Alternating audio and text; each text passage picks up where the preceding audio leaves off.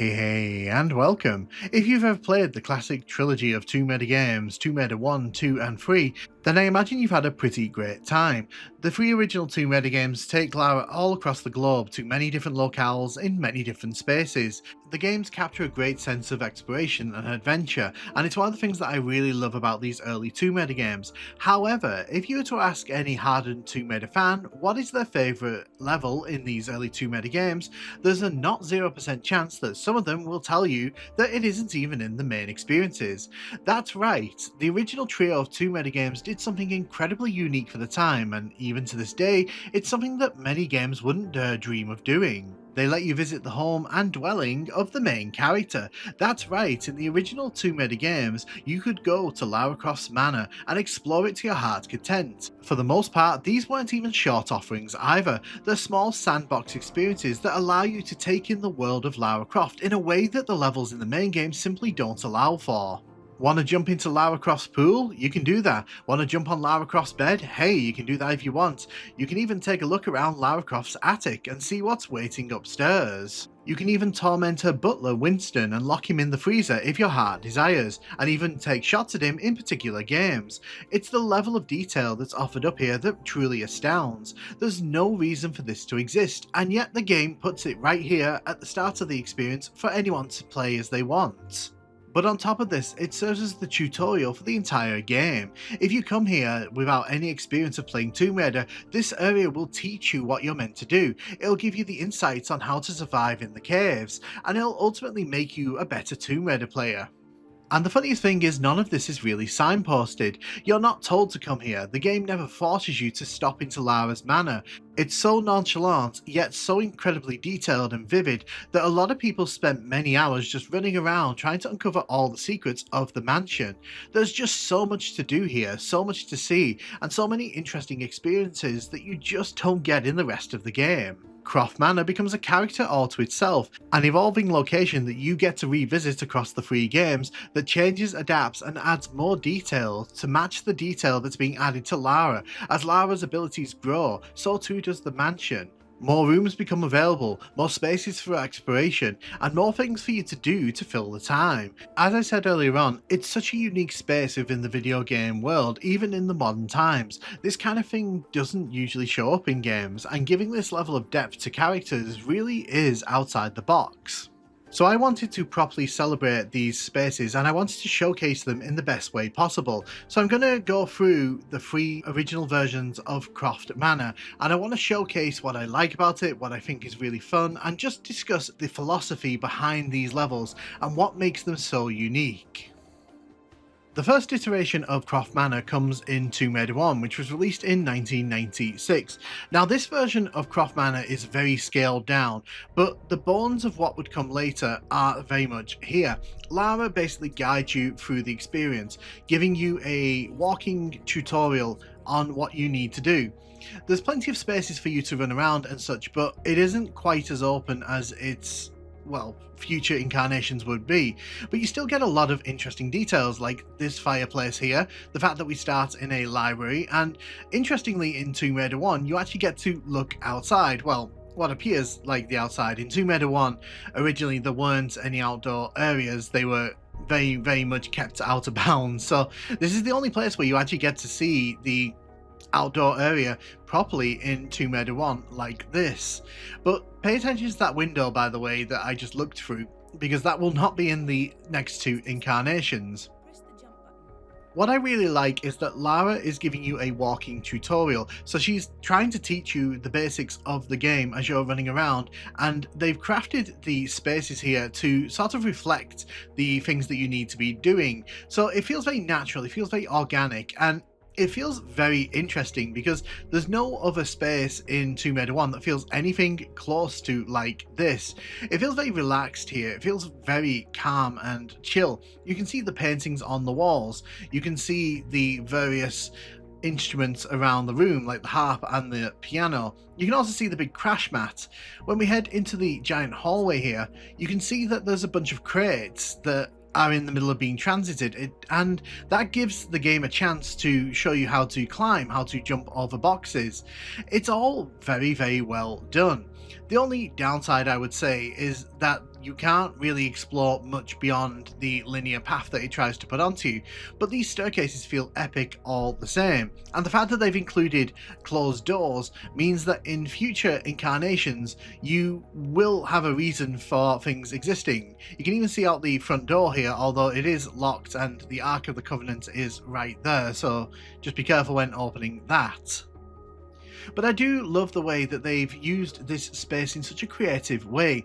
There's no reason why they had to do this, and yet I get the feeling that they took a great amount of care to make sure that players felt like they were being fully immersed in what they needed to achieve.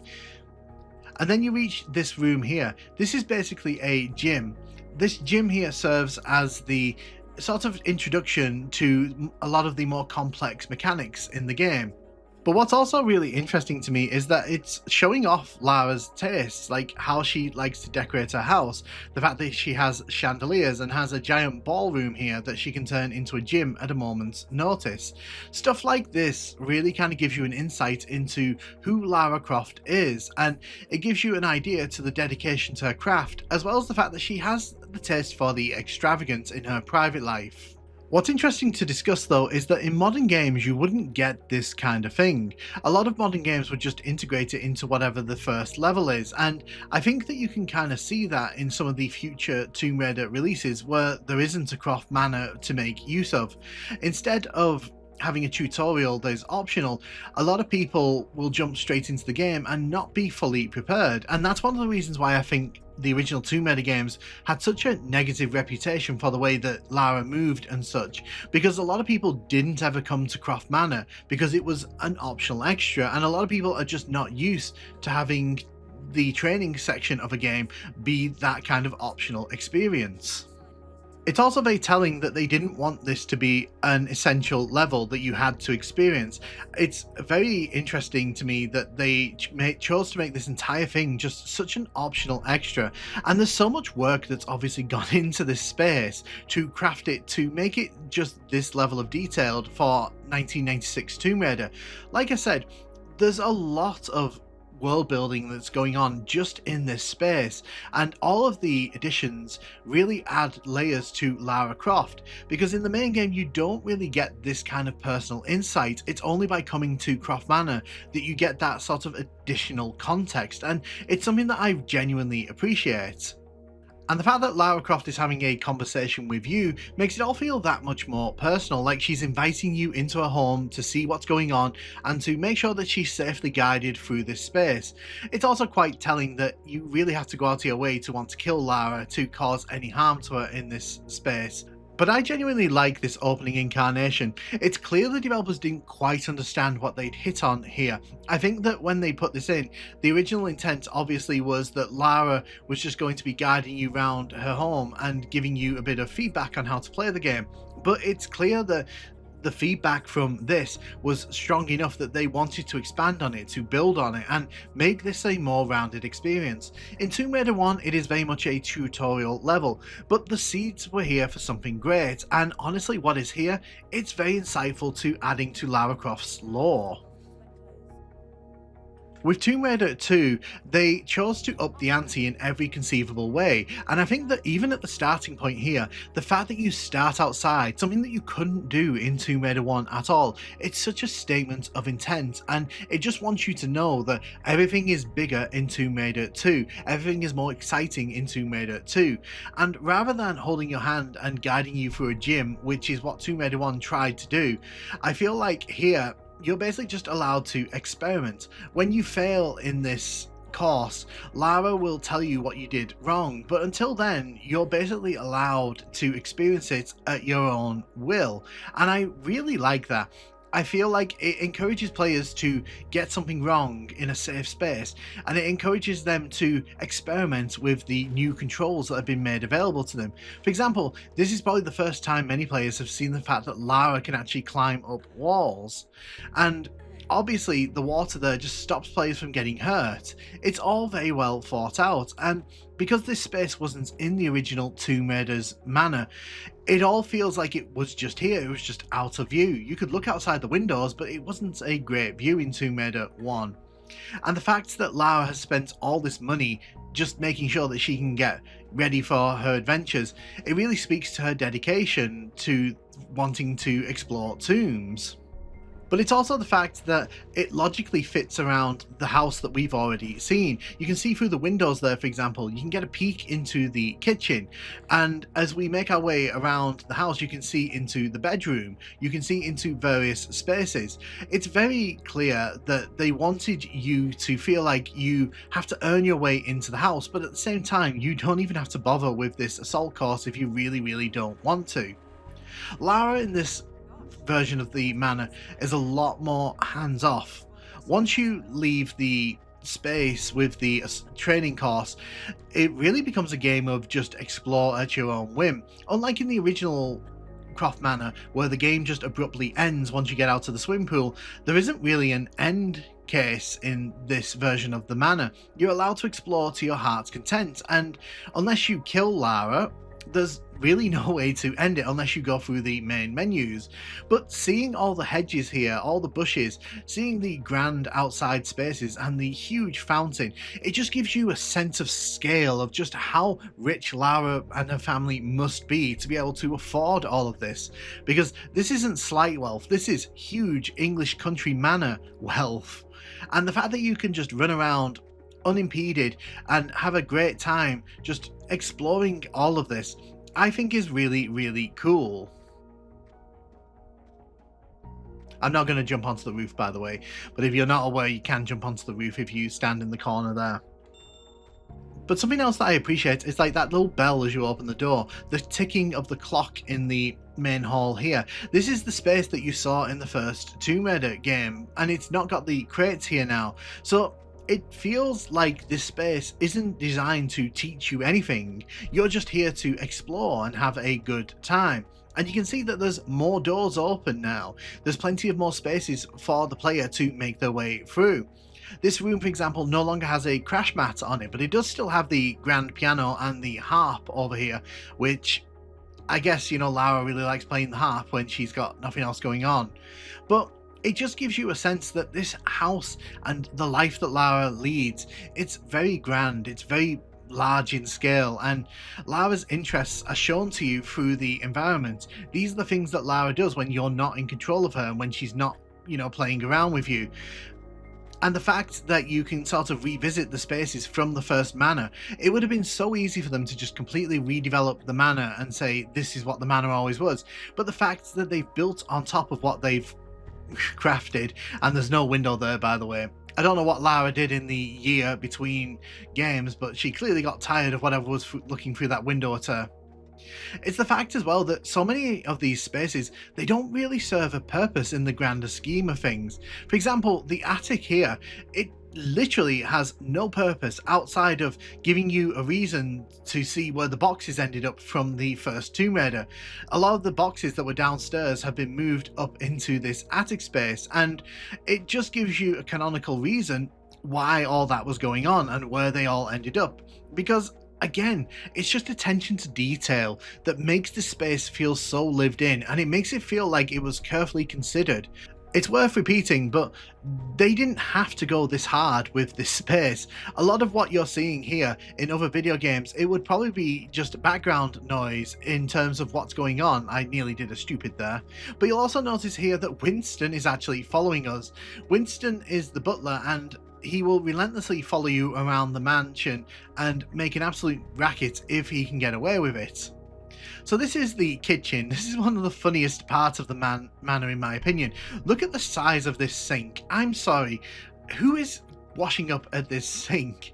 Obviously, because of the limitations of the engine and the fact that they were still getting to grips with it, a lot of the items here either feel comically small or comically over large, and I don't think they truly thought through the ideas that they were doing here, because if all of those things are on the shelves above the table there, how are you meant to get up there without any kind of ladder or such?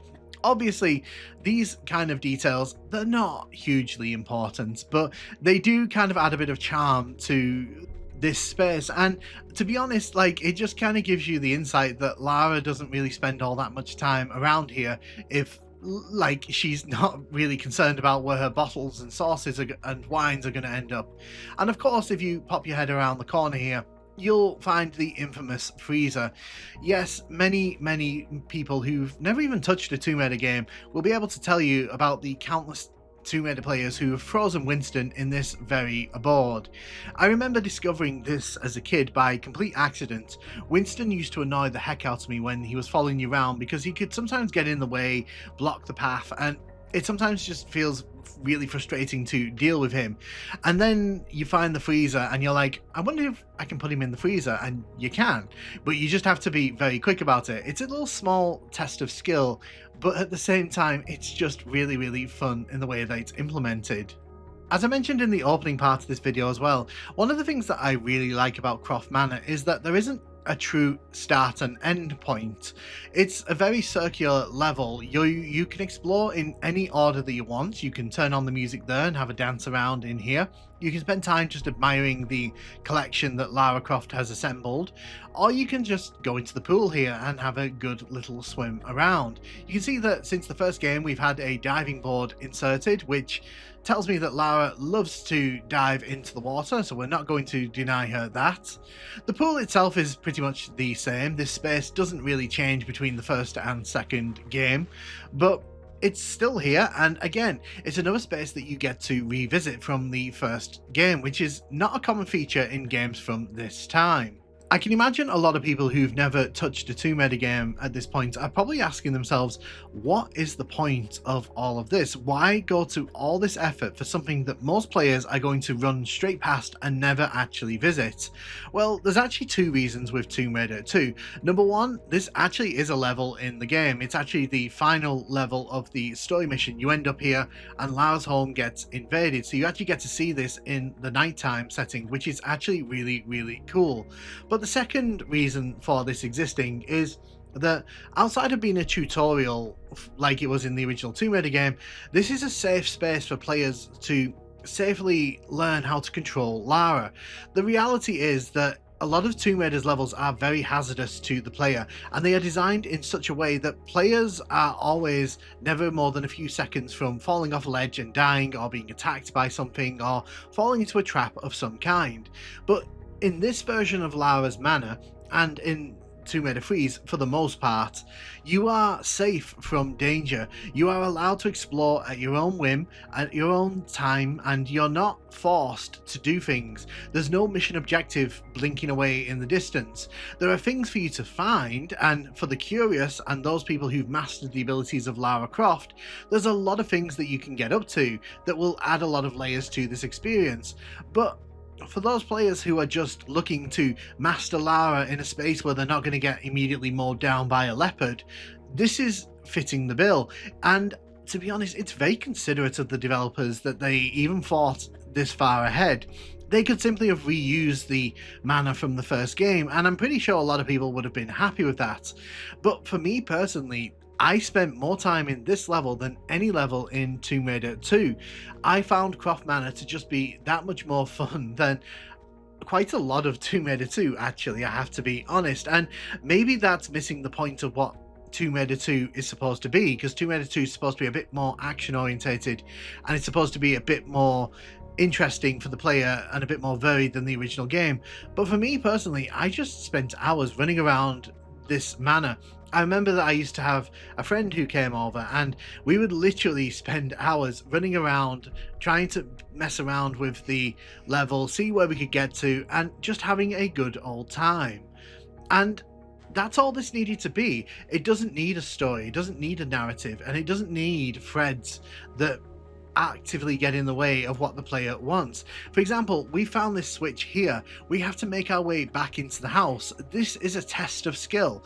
If the player was told that this was all here, it wouldn't feel quite as special, but players wandering through this maze, getting lost, getting frustrated over what's actually in the maze, is there anything worth finding, only to find that there's a hole that you drop into, a switch that opens up, and then a secret area that you previously had no idea existed.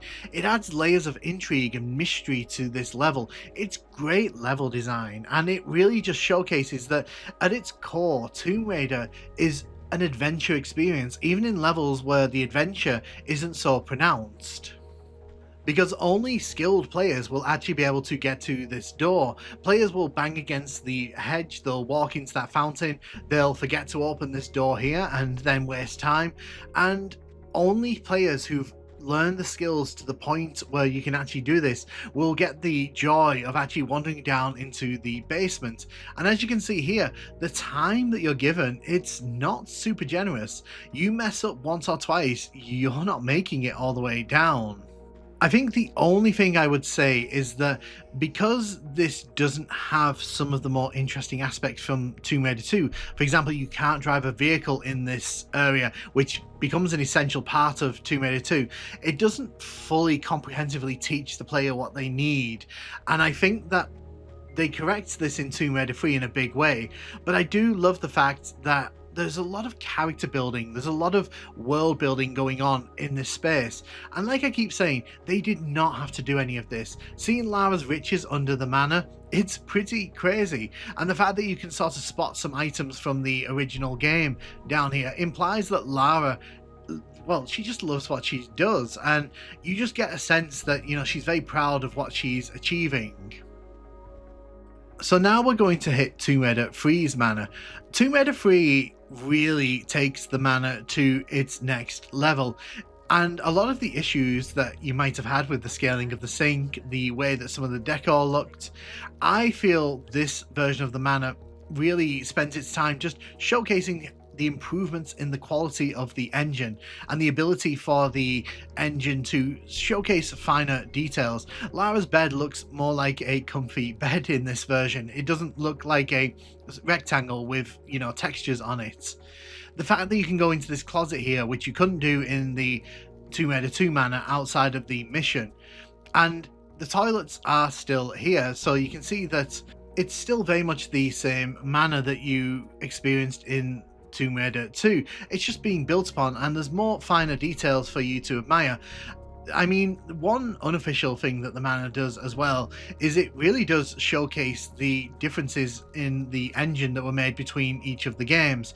You can see the fire roaring in Lara's room there. You can actually step into that and die. So there are a few more hazards knocking around in this one, but I also feel that this is probably the finest example of the manor in any of the games. It's got the most secrets, it's got the most things to do, and I feel like the developers by this point fully understood what they had stumbled upon, and they really wanted you to have a ball exploring Lara's manor. You can see, for example, Lara's kitchen has undergone a bit of a rework, some new stylings and some new fixtures about there, just to make sure that, you know, it all feels a bit fresh. But by this point as well, I feel like the developers understand that people weren't just coming here to train Lara, they were actually coming here for downtime between missions. They were coming here to explore the details of Lara's world. That sink is much better than this one in number 2, by the way. I feel like they wanted to give gamers a very unique and fun world to explore, and the fact that even these spaces that we've explored feel different, they feel a bit more detailed and a bit more interesting to look at. I mean, look at all those burners that Lara's got going there. You know, you could have a proper meal here, although this back door will not open for me here, and neither will this door apparently. But it's not just that as well. I feel like a lot of the additions to this one are rewards for players who are not only curious, but are willing to take the time to actually invest in this space. There are more secrets, I would argue. There are more hidden passages. There are more interesting ways for players to exhibit and enjoy what this map is trying to deliver. The fact that you start indoors in this one and head outside is also an inversion of what Tomb Raider 2 was offering. The fact that the lighting engine makes the outdoor section here look that much more vivid, it really feels like you're in a sun-kissed sunset, and I really like the fact that it just has this very different vibe to what Tomb Raider 2 was offering.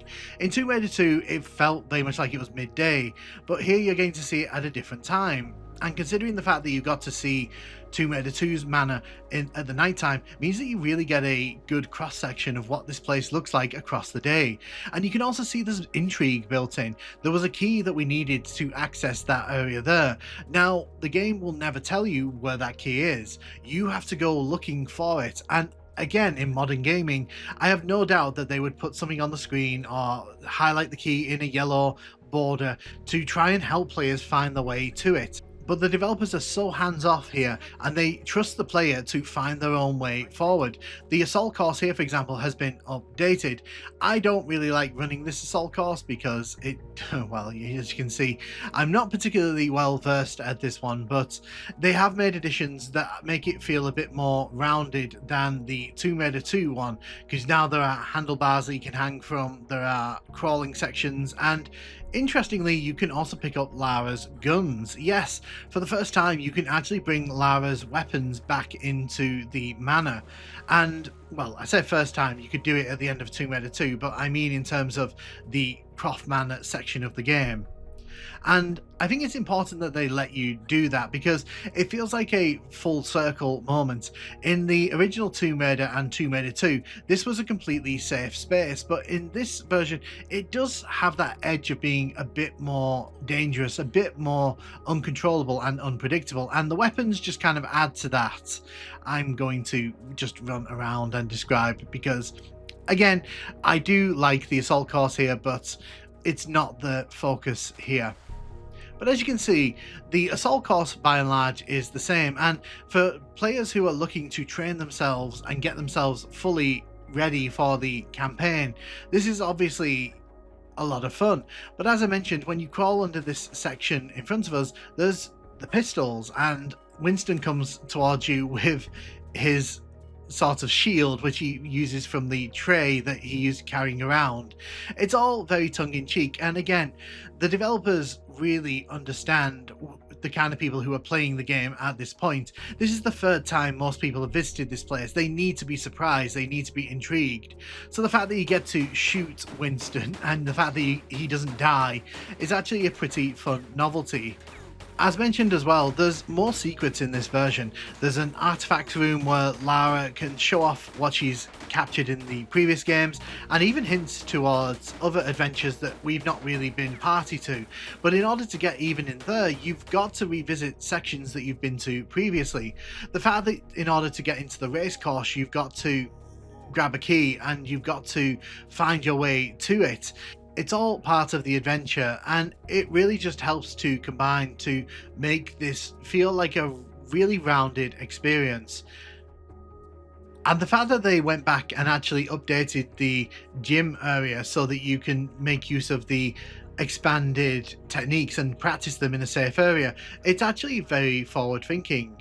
As said, most players will never ever come to these levels, but the fact that you can do a lot of the hard lifting and learning how to actually use these mechanics in a safe area, it just feels very forward thinking for a series that was groundbreaking when it released.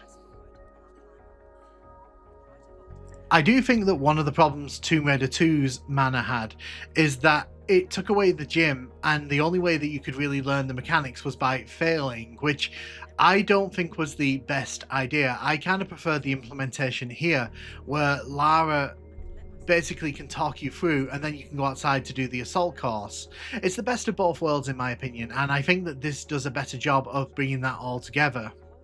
Because at the end of the day, at its fundamental level, this is still training players on the new abilities, and if you're not making it easy for the players to do that, then you're kind of losing sight of what this is all about. And luckily, Tomb Raider 2 never really veers too wildly off that, but Tomb Raider 3 I think is definitely the best incarnation of the mansion, at least in terms of teaching the player new abilities. As I've said, I don't think any of the Croft Manors are bad. In fact, I would argue that some of the ones that come much later in the series are worse than these because they don't really understand what Croft Manor should be. But it's hard to deny that this just feels fully realised, the way that there's so much detail, so much attention and care given to showcasing Lara as a character, not just as someone that you're playing as, but as a woman in her own right who has her own life and own interests, and that she's having adventures away from you. You're only glimpsing into small sections of her existence. I really, really like that, because it just makes it feel like the Tomb Raider franchise exists beyond the games, which is quite an impressive feat for a game where you're basically just jumping around a load of buildings and caves. I also like how this section here, it feels very different, even though functionally it's pretty much exactly the same, and it looks the same at a glance, but the new lighting engine really gets a chance to shine in these old spaces, and it really showcases to you just how much of a difference it makes in the overall experience. Now, if you're paying attention, you'll notice things like this switch here. It basically was not here in Tomb Raider 2, and it opens up a small pathway to, well, a bit of fun. If you're paying attention, you can actually find your way into the artifacts room from here, but once again, the game doesn't scream at you that you need to do this. It's all left to your own devices. So what we'll do now, we'll head to the main hall. It's also worth saying that the game doesn't just give you the rewards, it doesn't just let you into the nice rooms. You have to earn your way into those spaces, and I think that that adds a lot of intrigue and fun. For example, a lot of players might think, well, I've done the sprinting here, how am I meant to get into this space? Well, you actually have to time your sprint very carefully. You don't just run immediately, you have to make sure that not only do you sprint at the right time, but you've got to make sure that you jump at the end so that Lara becomes smaller and so she can fit under the door. But once you make your way in here, you're rewarded with this rich backstory for Lara. Well, I mean, in terms of visual appeal, you can see there's a T-Rex above the fireplace there. You can see that there's a bunch of artifacts dotted around the room. Some of them are from previous Tomb Raider games, others not so. But it's just a nice little reward for those people who love Tomb Raider and really just want to immerse themselves in this world. It also kind of showcases that Lara is very proud of these, but is also aware of how dangerous it is to have these things in her house, so she has them hidden away. It shows a bit of ingenuity from Lara herself. The way some of these spaces have been used as well, I like to imagine that Lara just sits here in this large room on this like leopard print rug watching this huge CRT TV, and she's like, this is the life. You'll notice that the harp has gone. I'm not quite sure what happened there. Maybe it got damaged at the end of Tomb Raider 2 when the people were breaking into the house. But as we head into the library, you can see that a lot of the finer details, like the paintings, they've changed ever so slightly, but they are still very much present here, and there's just more detail across the board. Still no window there, but you can see that now this is a full-on fireplace, and this area just feels super cozy. Like, this is where Lara would come to spend her evenings when she just wants to chill, you know, not really deal with the world outside.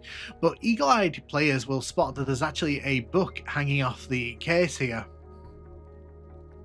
and if you hit it, it actually takes out the fireplace behind you. Now, you only have a limited amount of time, and like I said earlier on, if you mess this up, you can die here very easily. It's one of the additions to the mansion that I really appreciate, because while I like the fact that Tomb Raider 2's space is a complete safe area unless you actually want to kill Lara, I feel like adding one or two hazards makes this place feel slightly more perilous, and it makes it feel more in line with the rest of the Tomb Raider experience.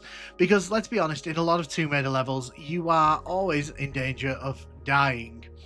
And I also kind of like that this is teaching you how to make use of flares effectively.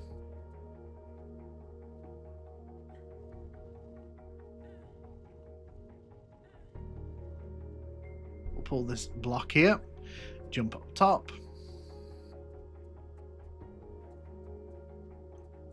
So I'm just going to make sure that the pathway here is clear. See, this is the kind of thing that the game wants you to think about. You can see that we're entering the attic space from Tomb Raider 2 from a different direction, and it also gives this space a tiny bit of purpose. In Tomb Raider 2, this space doesn't really have much going for it, so it is actually interesting that this is all being recontextualized as a bigger pathway to something a bit more interesting for the player. And you can see that this actually opens up the doorway under the staircase. We're going to pretend that I did this the first time and that Winston there didn't block the doorway at the bottom, causing me to ram into the wall. No, we're not going to pretend any of that happened. Yes, that's why you want to lock your Winston away as soon as possible. But as you head underground here, if you played Tomb Raider 2, you might think, well, I've already seen what's down here. But you can see that it's a very different space, and it's a lot larger in terms of scale. When you head down here, you see this magnificent aquarium surrounding you here, filled with all kinds of goodness. I don't know where Lara put all those riches from Tomb Raider 2, but if she wants someone to put it, I've got a house that she can put it in if she really wants to. I also love the fact that there's this little chair here. Like, Lara comes down here every now and then just to hide from the world. Like, no one's going to find her here, which is pretty fun. I also like the fact that there's a breadcrumb here. Most people might consider the aquarium itself the reward, but if you're paying attention, you can actually spot this box here, and if you push it into the right space, you can actually make your way inside the aquarium. Again, the game does a really good job of not screaming in your face that there's more to do, and I feel like for a lot of players that sense of reward makes Croft Manor just feel that much more impressive. It feels like you're being rewarded for natural exploration, and you're not being guided through an experience like a theme park. You're actually being given a chance to really live Lara's life here. These are also the skills that most players are going to need if they're going to get through the campaign. So all this is doing is really reinforcing that players need to get good, or they're not going to be able to see all the good stuff in the game.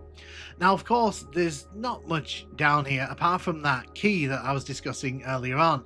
Yes, the key to the racetrack is actually down here in the aquarium.